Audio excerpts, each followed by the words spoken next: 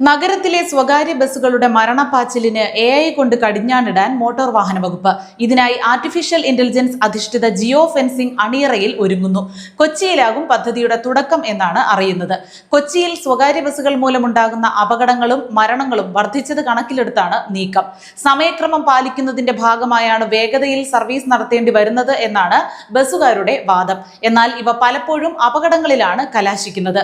ബസ്സുകളുടെ സമയം സംബന്ധിച്ചും പരിഹാരം കാണുന്നത് MVDയുടെ പരിഗണനയിലാണ്. ബസ്സുകൾ തമ്മിലുള്ള ഇടവേള വർദ്ധിപ്പിക്കാൻ കഴിയുമോ എന്നാണ് പരിശോധിക്കുന്നത്. നിലവിലെ പ്രശ്നങ്ങൾ പഠിച്ച ശേഷമാകും ഇതിൽ തീരുമാനമുണ്ടാകുക. റോഡരികിൽ ജിയോ ഫെൻസിംഗ് പോസ്റ്റുകൾ സ്ഥാപിക്കും. സർവീസ് നടത്തുന്ന ഓരോ ബസ്സുകളിലും പ്രത്യേക ബാർകോഡ് പതിപ്പിക്കും. ജിയോ ഫെൻസിംഗിനെ ബസ് മറികടക്കുമ്പോൾ സമയം, വേഗത തുടങ്ങിയവ നിമിഷങ്ങൾക്കകം രേഖപ്പെടുത്തും. ഇതിൽ നിന്ന് ബസ്സിന് അനുവദിച്ച സമയം, അമിത വേഗം എന്നിവയും രേഖപ്പെടുത്തും.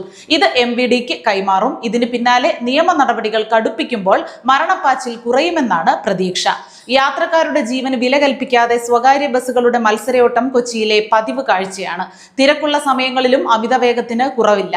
തേവര SH കോളേജിലെ ഒരു വിദ്യാർത്ഥിയുടെ ജീവനാണ് സ്വകാര്യ ബസിന്റെ അമിത വേഗം മൂലം ഒടുവിൽ നിരത്തിൽ പൊലിഞ്ഞത്. ട്രാഫിക് സിഗ്നലുകളിൽ വാഹനം കുത്തിക്കയറ്റുക, നിർത്താതെ ഹോൺ മുഴക്കി ഭീകരാന്തരീക്ഷം സൃഷ്ടിക്കുക എന്നിവയും സ്ഥിരം കാഴ്ച തന്നെ.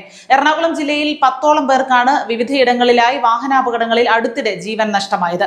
അപകടങ്ങളിൽ പെടുന്നത് ഭൂരിഭാഗവും ഇരുചക്ര വാഹനങ്ങളാണ്. ഇത് വരുത്തിവെക്കുന്നത് വലിയ വാഹനങ്ങളും. റോഡുകളുടെ ശോച്യാവസ്ഥയും അപകടങ്ങൾക്ക് കാരണമാകുന്നുണ്ട്. ഈ വർഷം ആദ്യ 6 മാസത്തിനുള്ളിൽ സംസ്ഥാനത്തുണ്ടായ റോഡപകടങ്ങൾ 21,277 എണ്ണമാണ്. ജീവൻ നഷ്ടമായവരുടെ എണ്ണം 1,631, പരിക്കേറ്റവരുടെ എണ്ണം 24,226. സംസ്ഥാനത്തുണ്ടായ അപകടങ്ങളിൽ 25% നടന്നത് എറണാകുളം ജില്ലയിലാണ്.